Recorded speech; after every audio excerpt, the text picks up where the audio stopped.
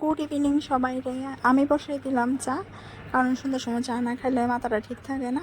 তো দারুণ করে একটা কাপ চা করলাম, কইরা নিয়ে দিলাম, সুন্দর করে সাজিয়ে নিয়ে দিলাম আমার জামাই রে। জামাই তো দেখে খুব খুশি। তারপরে গেলাম রান্নাঘরে যায় সেরা, মানে আমার রান্না করে না, আমার কালকে নিমন্ত্রণ আসছিল আমার বাপের বাড়ি। তো বাড়িতে যায় এসে রান্নাটা বসাইলাম, করলাম ডিম পেঁয়াজি। দেখো তোমরা ডিম পেঁয়াজির কালারটা, ও সেই হয়েছে। তারপরে বসাইলাম আলু ভাজা মাংসর লেগা, মাংসটা মেরিনেট করে রাখলাম। তারপরে এখন আমি মাংস রান্না করুম।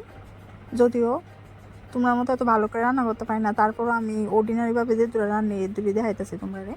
তারপর আমি দিয়ে দিলাম পেঁয়াজগুলো ভালোভাবে লাল লাল হয়ে ভাজা হইলে তারপরে আমি পেঁয়াজের মধ্যে অ্যাড করব মাংস।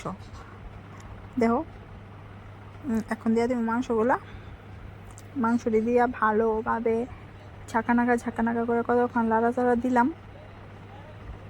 একটু ঝাঁকানাকা করে লাড়াচাড়া দিলে কিন্তু মাংস হয়ে যাবে। দেখো আমার মাংসটা একটু ঝাঁকানাকা করে লাড়া দিছি, দেখবা 1 2 3, দেখছো নি হয়ে গেছে আমার মাংস। কেমন লাগছে?